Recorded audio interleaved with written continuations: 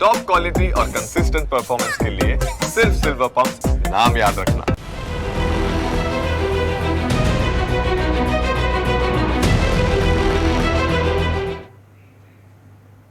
આજે સમાજમાં અંધશ્રદ્ધાનું ભૂત ફરી એકવાર ધૂણ્યું છે અને આજની ચર્ચા પણ એના પર જ છે। નમસ્કાર, હું છું આપની સાથે હેતવી। કહેવાય કે માણસ ચંદ્ર સુધી પહોંચી ગયો અને મંગળ પર પગ મૂકવાની તૈયારીમાં છે, પરંતુ આજના આધુનિક યુગમાં પણ અંધશ્રદ્ધાનો ઇલાજ નથી મળી રહ્યો। અંધશ્રદ્ધાના ખપરમાં હજી પણ જિંદગી સાથે ખેલ થઈ રહ્યા છે। આજે પણ ઘણા સમાજમાં અંધવિશ્વાસના નામે સ્ત્રીઓનો ભોગ લેવાઈ રહ્યું છે। આજે પણ મેલી વિદ્યાના નામે મહિલાઓ પર અત્યાચાર ગુજારવામાં આવે છે। આજે પણ પશુઓની બલિ પ્રથા ચાલુ છે। ત્યારે સવાલ થઈ રહ્યો છે કે ક્યાં સુધી આ બધું ચાલશે? કાયદો હોવા છતાં પણ કેમ આ બધું નથી અટકી રહ્યું? ના સમાજ સુધરે છે, ના ઢોંગીઓ। ત્યારે અંધશ્રદ્ધાનો કાયમી ઉકેલ શું? આવા વિવિધ પ્રશ્નોના જવાબ મેળવવા માટે જ આપણે આજની ચર્ચા કરવાની છે। મારી સાથે આ ચર્ચામાં જોડાઈ ગયા છે પૂર્વ ડીવાયએસપી સીપી દલાલ સાહેબ અને રેશનાલિસ્ટ સુનિલ ગુપ્તા સર। આ બંને મહેમાનોનું સ્વાગત છે। પહેલી આપની સાથે જ આવીશ દલાલ સાહેબ કે જે પ્રકારે અત્યારે અંધશ્રદ્ધાના કિસ્સાઓ જે રીતે વધી રહ્યા છે, આમ તો આપણે 21મી સદીની વાતો કરીએ, કેટલા મોડર્ન છે, કલ્ચર આપણું આવું નહીં આવું ફોલો કરવું જોઈએ, ફોરેન કન્ટ્રીઝમાં તો આવું થાય છે। અને જ્યારે પણ તમે આજની તારીખમાં પણ નાના ગામડાઓની વાત તો બહુ દૂર રહી, મોટા શહેરોમાં પણ કોઈ નાની મોટી એવી ઘટના બનશે એટલે ડૉક્ટર પાસે જવાની જગ્યા પર, કોઈ સાયકેટ્રિસ્ટ પાસે જવાની જગ્યા પર, કોઈ નિષ્ણાંત વ્યક્તિ પાસે જવાની જગ્યા પર આજે પણ ભૂવાનો સહારો લેવામાં આવે કે ફલાણી એક્સ વ્યક્તિએ આવું કર્યું હતું, એના પર ઝાડફૂંક કર્યું હતું તો એને સારું થઈ ગયું હતું। એટલે આ બધી પ્રથા આજે પણ છે અને જે રીતે લોકો એને સપોર્ટ કરી રહ્યા છે એને જોઈને એવું લાગે છે કે આવનારી પેઢી પણ આ જ પ્રથા સાથે આગળ વધશે।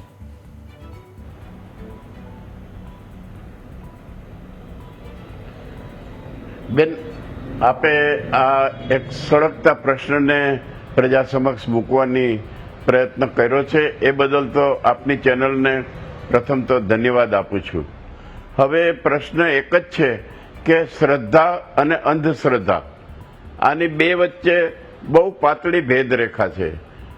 એક કોઈ પણ વક્તા હોય, કોઈ પણ કથાકાર હોય, કોઈ પણ આધ્યાત્મિક વ્યક્તિ હોય કે મોટિવેશન સ્પીકર હોય, એની વાત લોકો જ્યારે સ્વીકારે અને એ વાતમાં શ્રદ્ધા એની ઊભી થાય ત્યારે એ માણસ વિચારતો થાય અને એની રીતે વર્તવાની કોશિશ કરે। પણ અંધશ્રદ્ધા છે એ માણસની અંદર એક માનસિકતાની પડેલી અંધશ્રદ્ધા છે અને અંધશ્રદ્ધાના કારણે આપે કહ્યું એ બહુ સત્ય હકીકત છે। ગામડાઓમાં હજી પણ આ પ્રથાનો ખૂબ જ ફેલાવો થયેલો છે। લોકો જાગૃત થવા છતાં, આને માટેના કાયદાઓ ખૂબ જ કડક હોવા છતાં લોકો આ અંધશ્રદ્ધાની અંદર હજી સંડોવાયેલા રહે છે। અને આજે આપ જે દાખલો આપવાની વાત કરો છો કે કંઈ પણ પોતે ખોટા નથી, પોતે સાચા છે એ નક્કી કરવા માટે ઉકળતા તેલમાં હાથ બોળાવવો, પછી બાળકને બીમારી હોય તો એના ઉપર પેટ ઉપર ડામ આપવા, ક્યાંય દુખાવો થતો હોય તો એના ઉપર કરવું, આ બધી અંધશ્રદ્ધાની વાત છે। કોઈ સાયકેટ્રિક પાસે, કોઈ મેડિકલ સાયન્સનો ઉપયોગ કરવાની જે પ્રથા શહેરોમાં અને ગામડાઓમાં હવે એનો પ્રવાહ વધતો જાય છે, એનો વિચાર લોકો પલટાતા જાય છે, હકીકત છે। પણ હજી આ માનસિકતા લોકોની જતી નથી અને એના કારણે આ અંધશ્રદ્ધાનો ફેલાવો હજી પણ થયા કરે છે।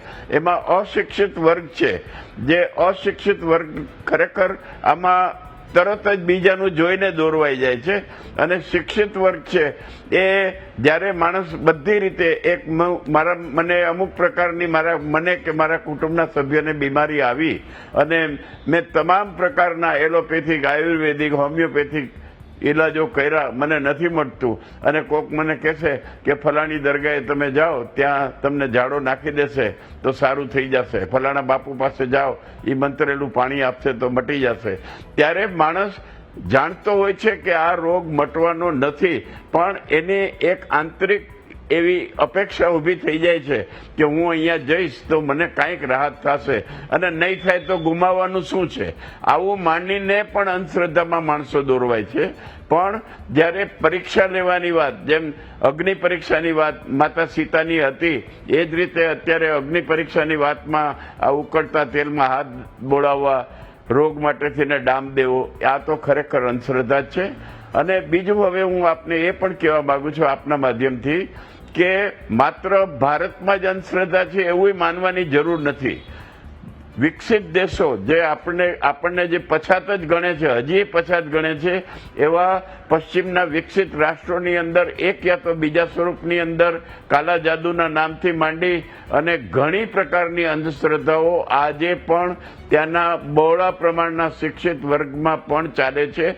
એટલે આ એક માનસિકતા છે અને આ માનસિકતા દૂર કરવા માટે કાઉન્સિલિંગની જરૂર છે. અને બીજું, આ ડિબેટની અંદર જોડાયેલા રેશનલિસ્ટો જે આના વિચારો લોકો સુધી પહોંચાડી શકે, અથવા તો વિજ્ઞાન જાથા છે, રાજકોટની અંદર જે વિજ્ઞાન જાથા બહુ સક્રિય છે, આખા ગુજરાતની અંદર વિજ્ઞાન જાથા કોઈ પણ પ્રકારની અંધશ્રદ્ધાની બાબતને ચેલેન્જ કરવા માટે જાય છે. અને આવું જાગૃતિ વર્ષો થઈ ગયા. જયવંત પંડ્યા એડવોકેટ આ બાબતમાં ખૂબ જ આગળ પડતું કાર્ય કરી રહેલ છે અને એક એમની આખી ટીમ છે ગામડે ગામડે. આ બધી વસ્તુ ચાલતી છે, ચાલે છે, છતાં પણ અંધશ્રદ્ધામાં લોકો હજી વિશ્વાસ રાખે છે, એક હકીકત છે. બિલકુલ.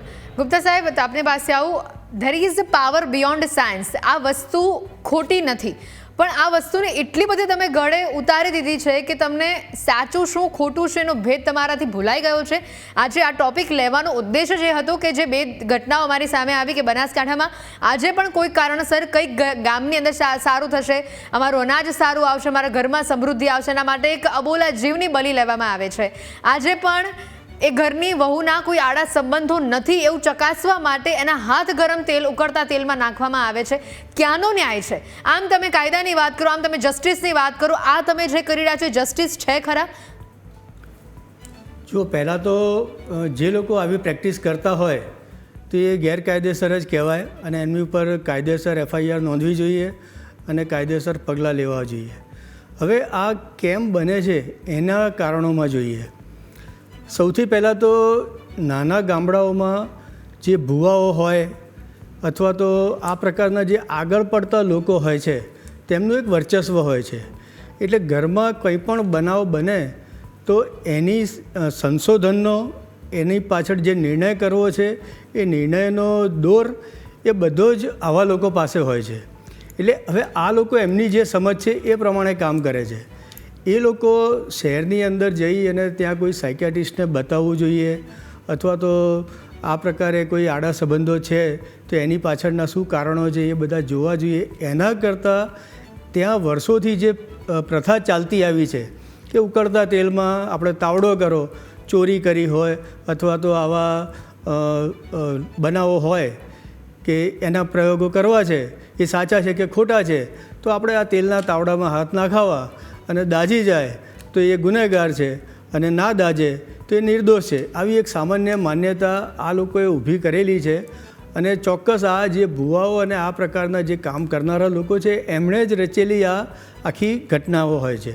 હવે આમાં આ લોકો જે નિર્દોષ ભાવે જોડાય છે, ક્યારેક ક્યારેક આ ભુવાઓ અથવા તો કહેવાતા જે આ પ્રકારની પ્રેક્ટિસ કરનારા લોકો હોય છે એ પોતે પણ હાથ નાખીને બતાવતા હોય છે અને બતાવે છે કે જુઓ અમે કંઈ કર્યું નથી તો અમારા હાથ દજાતા નથી, તમે આવું કંઈ કામ કર્યું છે એટલે તમારા હાથ દજાશે. આમાં એ લોકો શું ટ્રીક વાપરે છે? આ એક સાયન્સના નિયમોનો જ ઉપયોગ કરે છે. સાયન્સમાં એવું છે કે ઉકળતું તેલ હોય એની ઘનતા કરતાં વધારે ઘનતાવાળું પ્રવાહી, દાખલા તરીકે પાણી ઉપર હંમેશા તેલ તરતું હોય એટલે પાણીને નીચે નાખવાનું અને ગરમ તેલને ઉપર નાખવાનું. એટલે તેલ અને પાણી બે મિક્સ કરીને અંદર તાવડામાં નાખવાનું અને એ પોતે એ ભૂવો હોય કે જે કોઈ હોય એ પહેલાં હાથ નાખે તો નીચેનું પાણી છે એ એટલું બધું ગરમ ન હોય, ઉપરનું તેલ હોય એટલે એમ લાગે કે આમાં કંઈ અમને દજાતું નથી.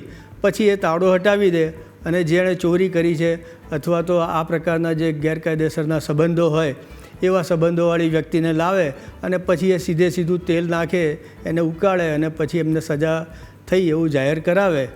એટલે આ બધી એક ઘટનાઓનો મૂળ હેતુ શું છે કે ભુવાનો મૂળ હેતુ એ છે કે મારું વર્ચસ્વ જળવાઈ રહે ગામમાં, હું જે કહું છું એ બધું માન્યા કરે લોકો અને એ પ્રકારે મારો ધંધો ચાલે, મારી બધી જ જે કંઈ મારી જરૂરિયાતો છે બધી પૂરી થાય, મારો માન મર્તબો મોભો બધું જળવાઈ રહે. હવે કાયદામાં પણ આપણે આવી બધી કલમો અત્યારે દાખલ થઈ છે, નવા કાયદા બ્લેક મેજિક માટેના બન્યા છે. પણ હજુ સુધી એ કાયદાના ક્યાંય અમલ થયા હોય એવું હજુ મારા જાણમાં આવ્યું નથી. કારણ કે એ કાયદાઓની ઉપરથી રચના જરૂર થઈ ગઈ, પોલીસ સ્ટેશનો સુધી એ કાયદા પહોંચાડાય, તેમને કઈ રીતે ક્યારથી અમલમાં લાવો એ પ્રકારની બધી જે સરકારની જે કંઈ વિધિ હોય એ બધી પૂરી થાય, એના પછી આ બધું અમલમાં આવે અને એના પણ એવા જડબેસલાક દાખલા નોંધાય કે જ્યારે લોકોએ એ પ્રકારના કાયદાની પકડમાં એમને સજા થાય અને એ લોકોને જેલ થાય, એ બધું થાય, ત્યારે એ લોકોને કદાચ એવું લાગે કે હવે આ પ્રકારના આપણે ખેલ કરવા જેવા નથી, હવે આપણે આમાં પકડાઈ જશું, ત્યારે જ આ અટકી શકે. એટલે કાયદા ફક્ત બનાવવાથી કામ ના અટકે. આવા ઘણા બધા કાયદા છે દેશમાં, પણ છતાં એ કાયદાને ધોળીને પી જનારા લોકો પણ છે. બિલકુલ. આની સાથે મારે 2-3 વસ્તુ એ પણ એડ કરવી છે કે આપણે જે એક્ઝામ્પલ કીધા એ બહુ જ સામાન્ય છે. તમે જોયા હશે કે આવા બાવા પાસે, ભુવા પાસે જાય એમાં સ્ત્રીઓનું શોષણ થાય. હમણાં જ રિસન્ટલી એક કિસ્સો આવ્યો હતો કે એક બે મેલ હતા, એમાંથી એક એનો બેસ્ટ ફ્રેન્ડ હતો, એના ઘરમાં સંતાન નહોતું એટલે એને એના બેસ્ટ ફ્રેન્ડની દીકરીને મારી નાખી અને એની સાથે રેપ પણ કર્યું ને એ બધી આખી જે ઘટનાઓ બહાર આવી હતી. એટલે આમાં શોષણ પણ થઈ રહ્યું છે અને એક બાજુ તમે મહિલાને દેવી સ્વરૂપે ગણો અને બીજી બાજુ તમે આવા કૃત્યને સપોર્ટ પણ કરો છો. ક્યાંક કોઈ ગામમાં આવી વસ્તુ થઈ હશે અને ક્યાંક કોઈ પોલીસ અધિકારીની ટીમ પહોંચી હશે કે વિજ્ઞાન જાથાવાળા પહોંચ્યા હશે તો એ લોકો એમની સામે જ બળવો કરશે કે એમને અંદર આવા જ નહીં દે, એમને સાચી વાતની જાણ પણ નહીં થવા દે. તો આ પણ બધું ખોટું જ છે. હવે આ બધું વધવાના કારણો તમને શું લાગે છે? કારણ કે જેમ કીધું કે મોડર્ન વાતો કરવી બહુ જ ઇઝી છે, મોડર્ન કલ્ચર અપનાવવું પણ ઇઝી છે, પણ સાથે આપણે આપણા કલ્ચરને પણ ન ભૂલવું જોઈએ. લોકો આપણું કલ્ચરને એક્ઝામ્પલ આપે છે, લોકો આપણા કલ્ચરની વાહવાહી કરે છે, વિશ્વ ફલક ઉપર આપણા કલ્ચરની વાત થાય છે, પણ દેટ ડઝન્ટ મીન કે આપણા કલ્ચરની અંદર બ્લેક મેજિકનો પણ સમાવેશ થાય છે. એટલે બ્લેક મેજિકને આપણે અટકાવવું જોઈએ ચોક્કસ, પણ આપણા કાયદામાં પણ એક બીજી વસ્તુ છે કે એક ગુનેગારને પકડવા માટે એટલી હદે એ લોકો નથી જતા, 100 ગુનેગારોને છોડી દેવા પણ એક નિર્દોષને સજા ન કરવી, એવો એક આપણો પ્રિન્સિપલ છે. હવે આના કારણે શું થાય છે કે આપણે મોટાભાગના જે ગુનેગારો છે એ લોકોને શકના દાયરામાં છોડી દઈએ છીએ અને બીજા એક કાયદાની આપણી એક જે સિસ્ટમ છે એ સિસ્ટમમાંથી એ કેસને બહાર નીકળતા ઘણા વર્ષો અને એ પ્રકારની પ્રક્રિયામાં એટલો બધો ટાઈમ જાય છે કે જેના કારણે એક બીજો પણ એક નિયમ છે કે જો કાયદામાં વિલંબ થાય તો એ ન્યાય ન મળ્યો કહેવાય. એટલે આ પ્રકારે આપણા આ 2 નિયમો જે છે ને એ આપણા દેશમાં ખૂબ જ મોટો રોલ કરે છે. એક તો કાયદાનો ન્યાય સમયસર નથી મળતો અને બીજો નિર્દોષોને છોડી દેવાના ઉતાવળમાં આપણે ગુનેગારોને પણ મોટાભાગે છોડી દઈએ છીએ. એટલે મોટાભાગના ગુનેગારોને એક શું કહેવાય કે જ્યારે આવા કેસમાંથી બહાર નીકળે અને એ નિર્દોષ છૂટી જાય ત્યારે એનો પાવર વધી જાય અને એને એમ થાય કે જો કાયદો પણ મારું તો કંઈ બગાડી શકતો નથી. આપણા કાયદામાં તો એટલી હદે કહીશ કે એકવાર કોઈએ ખૂન કર્યું હોય અને ખૂન કર્યા પછી જો એને જામીન મળી ગયા તો એ નિર્દોષ સાબિત થઈ ગયો ને એટલી હદે એ લહેરથી જીવતો હોય. હવે ફરી પાછું 15 વર્ષે 20 વર્ષે એ કેસ આવશે ને ફરી પાછો એ આવશે. એટલે કાયદામાં જે વિલંબ થાય છે ને આ પ્રક્રિયામાં ખૂબ જ મોટા ફેરફારની જરૂર છે. હું એવું માનું છું કે અમુક કેસ એવા હોવા જોઈએ કે જેનો નિકાલ ચોક્કસ કદાચ અઠવાડિયામાં નહીં તો 1 મહિનામાં પણ એમના ડિસિઝન આવી જવા જોઈએ. એવા જ કાયદા જ્યારે અમલમાં આવશે ત્યારે જ આ બધી વસ્તુને અટકશે. બિલકુલ. દલાલ સાહેબ, સરકારશ્રીએ તો બહુ જ સરસ કામ કર્યું કે આના માટે કાયદો લાવ્યા, પણ હવે કાયદાની અમલવારી નથી થતી. એ કાયદો શું છે કદાચ મને લાગે છે કે અડધી પોપ્યુલેશનને તો એ ખબર જ નહીં હોય કે આવા કાયદામાં કેવા કેવા પ્રાવધાન છે, કેવી કેવી સજા થઈ શકે છે, કેવી કેવી બાબતોને ગુના કહેવામાં આવે છે. તો આના માટેનું નોલેજ પણ લોકો સુધી પહોંચાડવું પડશે. બહેનો દીકરીઓ હવે ભણતી થઈ છે. હવે એવું નથી કે દીકરીઓ જન્મે એટલે એમને તરત લગ્ન કરાવી દેવાના કે પછી તરત જ ચૂલા ચોકા ભેગી કરી નાખવાની. હવે દીકરીઓને ભણાવવામાં આવે છે તો દીકરીઓ સાથે એના ફેમિલીને પણ એક ઘડતર આપવાની જરૂર છે કે આવા બધા કાયદા છે, તમે આની આ બધી સમાજની બદીઓથી દૂર રહો.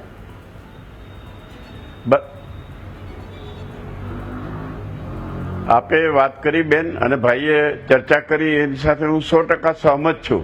કાયદાઓ તો આ તમામ બાબતને નિયંત્રિત કરવા માટે સરકારે બનાવેલા જ છે, કેન્દ્ર સરકારના છે, રાજ્ય સરકારોના છે, પણ મૂળ વાત કાયદાનો જે આખો પ્રચાર થવો જોઈએ, લોકમાનસની અંદર એ કાયદાની આખી સિસ્ટમ સમજાવવી જોઈએ, એનો બહુ અભાવ છે. એટલે ખરેખર માત્ર આ અંધશ્રદ્ધાના કાયદાની વાત નથી, પણ કોઈ પણ જેટલા કાયદાઓ સીધા લોકોને લાગુ પડે છે એનું જ્ઞાન લોકોને મળે એના માટે પ્રાથમિક કક્ષાએથી શિક્ષણની અંદર કાયદાઓને આવરી લેવાની જરૂર છે. એને માટે પ્રયત્નો ભૂતકાળમાં અને અત્યારે થતા હશે, પણ એનું પ્રમાણ બહુ જ ઓછું છે. એટલે લોકોમાં જાગૃતિ નથી, અને લોક જાગૃતિ વગર કોઈ દિવસ લોકનો જુવાળ ઉત્પન્ન થવાનો જ નથી. વિજ્ઞાન જાથા અને એ બધા સંસ્થાઓ, આવી એનજીઓ જે કામ કરતી હોય, એ બધા પ્રયત્ન કરતા હોય, પણ આની પાછળની પબ્લિક અવેરનેસની આખી ખામી ઘણી છે, અને એને દૂર કરવા માટે પણ પ્રયત્ન થવો જોઈએ. બીજું હું આજ વિશેષમાં એ કહેવા માંગુ છું કે ભારતના અને ગુજરાતના કોઈ પણ ક્ષેત્રની અંદર રોજે રોજ તમે હજારો ગામડાઓની અંદર ધાર્મિક કથાઓ થાય છે. મોટા મોટા આચાર્યો, પૂજ્ય મોરારી બાપુથી માંડીને કેટલી પ્રકારના આવા આચાર્યો કથાઓ કરે છે.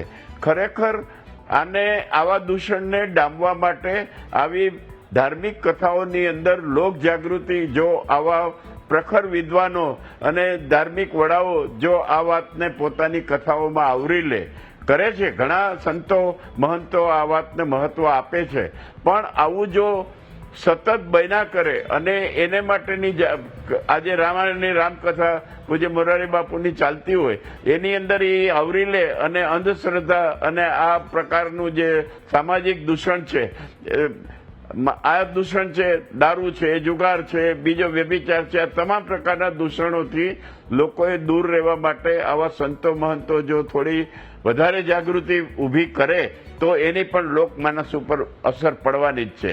આપને ખબર હોય તો પાંડુરંગ શાસ્ત્રીએ બિલકુલ પછાત વર્ગના કાંઠા વિસ્તારના લોકો, માછીમારોની જાગૃતિ માટે, એમને વ્યસનોથી દૂર રાખવા માટે જબરજસ્ત અભિયાન ચલાવેલા, અને એની અસર પણ સમાજમાં પડી, અને એના પછીની પેઢીમાંથી ઘણો અસર થયો છે. એટલે કહેવાનો મતલબ એ છે કે અંધશ્રદ્ધા, મેં અગાઉ વાત કરી એમ, કદી દૂર થવાની જ નથી. માત્ર ભારતમાં છે એવું નથી, પશ્ચિમના વિકસિત દેશોમાં પણ આવા એક નહીં તો બીજા પ્રકારે, એક નહીં તો બીજા નામે આ ચાલે જ છે. અને એમાંથી બહાર આવવા માટે માત્ર લોક જાગૃતિની જરૂર છે. લોક જાગૃતિ માટે ગુનો કરનારને કાયદાએ સખત સજા કરવી જોઈએ. ભાઈએ વાત કરી મુજબ ઝડપથી એનો નિકાલ આવવો જોઈએ, અને આવા સંતો મહંતોએ પોતાની કથાઓમાં, પોતાના પ્રવચનોની અંદર આને આવરી લેવું જોઈએ. તો આ એક દૂષણને આપણે થોડુંક અટકાવી શકશું. આ દૂષણ સમાજમાંથી નાબૂદ થાય એવું માની લેવાની કોઈ જરૂર નથી, થવાનું પણ નથી. કારણ કે મેં આપને વાત કરી કે અતિ શિક્ષિત માણસ જ્યારે કોઈ પણ રીતે થાકે છે ત્યારે એ કુદરતના સહારે જાય, ભગવાનના સહારેના નામે આવા ભુવાના સહારે જાય, કોઈ માંત્રિક તાંત્રિકના સહારે જાય, અને એને એમ થાય કે આપણે કાંઈક કરીએ જો આપણને ફાયદો થાય તો. આ જે માનસિકતામાંથી બહાર આવવા માટે સાયકોલોજીકલ જે આખી ઇમ્પેક્ટ ઊભો કરવો જોઈએ, માનસશાસ્ત્રીઓએ આ જે આખી વાતને બહાર લાવવી જોઈએ. એ બધે આવા પ્રખર વિદ્વાનોના સેમિનારો ગોઠવવાથી, નાના બાળકોને સ્કૂલ લેવલથી આ શિક્ષણ આપવાથી જ થોડો એમાં અવેરનેસ આવશે, અને તો જ આ પરિસ્થિતિમાં થોડો સુધારો થઈ શકે. બિલકુલ સુનિલજી, અહીંયા અવેરનેસની વાત આવે ત્યારે લોકોને વારંવાર કહીને, શાળાઓમાં વર્ગખંડની અંદર ભણાવીને, પાઠ્યપુસ્તકોમાં એવી બધી બાબતોનો ઉલ્લેખ કરીને, સેમિનાર કરીને, સોશિયલ મીડિયા થકી વિવિધ યુટ્યુબ એવા જેવા સોશિયલ મીડિયા પર વિડીયો પોસ્ટ કરીને બહુ જ બધી વાર સમજાવી દેવામાં આવ્યું. પણ હવે મને લાગે છે થોડુંક પ્રેક્ટિકાલિટીની જરૂર છે. આમ પણ આજનો માનવી પ્રેક્ટિકલ થતો થાય છે તેવું જો એ બણગા ફૂંકતો હોય તો પહેલી વસ્તુ તો એક્સેપ્ટન્સ. તમારી સાથે જે કંઈ પણ ખોટું થઈ રહ્યું છે, જે કાંઈ તમને ઓછું મળી રહ્યું છે, જે કાંઈ બીમારીનો તમે શિકાર છો, એને તમે એક્સેપ્ટ કરતા શીખી જાઓ. આની સાથે બાળકોને, અને જે આપણા ગુજરાતમાં વર્ષ દરમિયાન 1500થી વધુ મેળા થાય છે, તો મેળાની અંદર પણ આવા નાટક ભજવીને કહેવામાં આવે કે આવા કાયદાઓ છે, જો કોઈ પણ આવો ઢોંગી હશે તો તેની આવી કડકમાં કડક સજા થશે. જે લોકો આવા ઢોંગીઓને ઓળખી પાડશે, એને પકડી પાડશે, એને રાજ્ય સરકાર પુરસ્કાર આપશે, એને ઇનામ આપીને એનું સન્માન કરવામાં આવશે. એટલે આવી બધી નાની મોટી લોભામણી લાલચો આપી નાના મોટા નાટકો થકી તમે કદાચ લોકોને વધુ જાગૃત કરી શકશો, એવો મારો ઓપિનિયન છે. આપનું શું કહેવું છે? આપની વાત બહુ જ સાચી છે. પ્રોત્સાહનથી ઘણો બધો ફેરફાર થઈ શકે છે, અને ચોક્કસ ઘણી બધી એનજીઓ, ઘણી બધી સેવાભાવી સંસ્થાઓ આ પ્રકારની કાર્યવાહી કરે જ છે. અમે લોકો ઘણા બધા NGOવાળા, ઘણા બધા સોસાયટીવાળા, ક્લબવાળા અમને બોલાવે છે. અમે લોકો ત્યાં જઈને અમારા પરફોર્મન્સ દ્વારા એમને સમજાવીએ છીએ કે કઈ રીતે કંકુ ચોખા નારિયેળમાંથી કાઢી શકાય, નારિયેળમાંથી ચૂંદડી કાઢી શકાય, હાથમાંથી કંકુ કાઢી શકાય, અગ્નિ ઉપર કઈ રીતે ચાલી શકાય, ગરમ તેલના તાવડામાંથી પૂરીઓ હાથ વડે કઈ રીતે કાઢી શકાય. આ બધા પાછળના જે વૈજ્ઞાનિક રહસ્યો છે અથવા તો હાથ ચાલાકીના જે પ્રયોગો છે અમે બધા કરીને બતાવીએ છીએ. અને આવા અમારા જેવા ઘણા બધા લોકો છે કે જો ડાયરેક્ટ ઓર ઇનડાયરેક્ટ સમાજમાંથી અંધશ્રદ્ધા દૂર થાય તે માટેના પ્રયત્નો કરે છે. કેટલાક લોકો સારા આર્ટિકલો લખીને એ લોકો સુધી પહોંચાડે છે. કેટલાક સ્કૂલ કોલેજોમાં જઈને આ વિષયના લેક્ચરોને એ બધું ગોઠવે છે. આનાથી પણ વધારે થઈ રહ્યું છે. લોકો તમે ગર્ભધારણ નથી કરી શકતા તો આ પ્રકારનો પેંતરો કરો, આમ કરો, અને એમાં એ જે તે ફિમેલની એનો જીવ પણ જતો રહે ત્યાં સુધીને એના ઉપર પ્રયોગો કરવામાં આવે. તમારું નાનું બાળક છે, હજી સુધી બોલતું નથી થયું, 1-2 વર્ષનું થાય ત્યાં તો બોલતું થઈ જવું જોઈએ. તો એવા બાળકો પ્રત્યે, એ જો બરાબર ચાલી ના શકતો હોય તો એવા બાળકો પ્રત્યે પણ જે સંવેદના દાખવવાની જગ્યા પર એના પર એટલા ગંદી રીતના એક્સપેરિમેન્ટ કરવામાં આવે કે વાત એના જીવ પર આવી જતી હોય છે. આ કંકુ ચોખા કાઢવા એ બહુ જૂની અને બહુ સામાન્ય વાત થઈ ગઈ છે, પણ આનાથી વધારે હવે માણસના જીવ ઉપર આવી જાય છે. તો આનામાં જો ખરેખર સરકાર કાયદામાં પ્રાવધાન આને આપતી હોય કે એને કડકમાં કડક સજા થશે તો હવે દાખલારૂપ એને એક્ઝામ્પલ સેટ કરવું પડશે, દાખલારૂપ કાર્યવાહી કરવી પડશે કે જેમ રેપિસ્ટ માટે આપણે વાત કરીએ છીએ, કેન્ડલ માર્ચ કાઢે છે ને એને ફાંસીની સજા ન થાય ત્યાં સુધી ફાસ્ટ ટ્રેક કોર્ટમાં એનો સજા ચાલતી હોય, તો આવા બધા પણ કેસીસ ફાસ્ટ ટ્રેક કોર્ટમાં ચાલવા જોઈએ અને કડકમાં કડક સજા એને થવી જોઈએ. ચોક્કસ. એટલે એક બીજો અહીંયા મુદ્દો એ પણ કહીશ કે આપણું જે શૈક્ષણિક સિસ્ટમ છે એ આપણી શિક્ષણ વ્યવસ્થા કંઈક એ પ્રકારની છે કે જેમાં લોકો શિક્ષણ તો લે છે, વિજ્ઞાનના નિયમોને પણ ભણે છે, પણ એને પ્રેક્ટિકલી ક્યારેય પોતાના જીવનમાં એ સ્વીકારતા નથી કે અનુભવતા નથી. એટલે આપણે એમ કહી શકાય કે ભણેલા ગણેલા લોકો છે એટલે અંધશ્રદ્ધામાં નહીં માને એ વસ્તુ પણ બહુ વિરુદ્ધ દિશાની વાત છે. એટલે ખરેખર મેં તો એવું જોયું છે ઘણા બધા ભણેલા ગણેલા લોકો પણ આમાં જોડાયેલા હોય છે, આવી પ્રકૃતિ બધી કરતી જ હોય છે એ લોકોની પણ સવાલ એ છે કે આપણું શિક્ષણ કેમ એટલું રિઝલ્ટ આપી શકે તેવું નથી કે ભણ્યા પછી એ વસ્તુ નાના છોકરાને સમજાવવી જોઈએ, એના જીવનભર એના મગજમાં એ વસ્તુ આમ સ્થાપિત થવી જોઈએ કે ના આ વિજ્ઞાનના નિયમ છે અને આ પ્રકારના છે. એ બધું આપણું શિક્ષણ વ્યવસ્થા જે પ્રકારની છે ને કે એ પ્રકારે લોકોના જીવનમાં એનો લાંબા સમય સુધી એનો ઇમ્પેક્ટ રહેતો નથી. આપણી વ્યવસ્થામાં કંઈક સુધારો કરવાની ચોક્કસ જરૂર છે. શિક્ષણવિદોને હું એ વિશે એમ કહીશ કે એ લોકોએ કંઈક આ વિશે સંશોધન કરી અને જે પ્રકારનું પ્રેક્ટિકલ શિક્ષણની જરૂર છે એના મૂળમાંથી એ બધા બદલાવ કરાવવાની પણ જરૂર છે. દલાલ સાહેબ, તમે શું કહેશો, કેવા પ્રકારના આપણી પાસે નિયમો છે, કાયદો છે, કેવા પ્રકારની સજા પણ થવી જોઈએ, શું ન કરવું, શું કરવું, બધી જ ખબર છે, પણ છતાં આજે એવો સમય છે કે આટલું બધું જાણકારી હોવા છતાં પણ તમારે ને મારે આ ચર્ચાને કરવી પડે છે.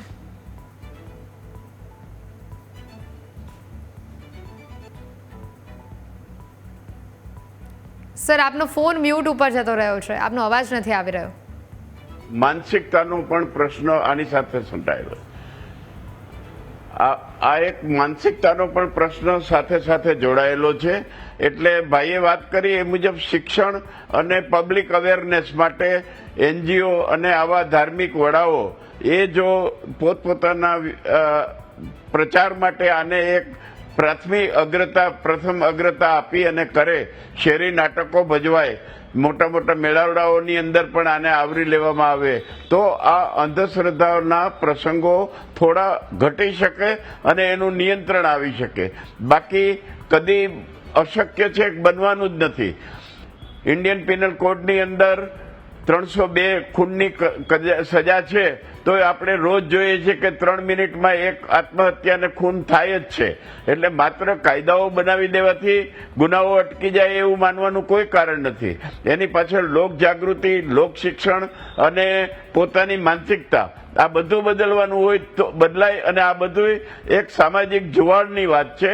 આવો સામાજિક જુવાળ આપના જેવા માધ્યમો, print media, technical media, electronic media આ બધું શરૂ કરે તો જ આને પબ્લિક અવેરનેસમાં વધે અને આ પ્રયત્નને અમે સપોર્ટ કરીએ છીએ. આપે આજે વાત સમાજ સમક્ષ આ મુદ્દાની મૂકવાની વાત કરી અને આવું ક્યાંય પણ બને તો એને પબ્લિક અવેરનેસ માટે આ રીતની જોગવાઈ થાય એ બહુ જરૂરી છે. અને આપે આ પ્રશ્નને ફરીથી આપને ધન્યવાદ આપું છું કે આ પ્રશ્નને આપે લોકો સમક્ષ મૂકવા પ્રયત્ન કર્યો.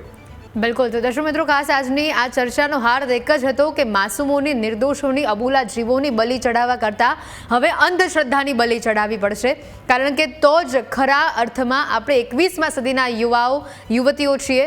આપણી વિચારધારા ખરેખર પ્રેક્ટિકલ છે, આપણે ખરેખર એક્સેપ્ટન્સ તરફ આગળ વધી રહ્યા છે, તે વાતને સાચા અર્થમાં કહી શકીશું. દલાલ સાહેબ અને સુનિલજી મારી સાથે ચર્ચામાં જોડાયા. આ બંનેનો ખૂબ ખૂબ આભાર. દર્શક મિત્રો, આ ચર્ચામાં હાલ સમય થયો છે રજા લેવાનો. ફરી મળીશું આવા જ રસપ્રદ વિષયની સાથે. ત્યાં સુધી રજા આપશો. નમસ્કાર.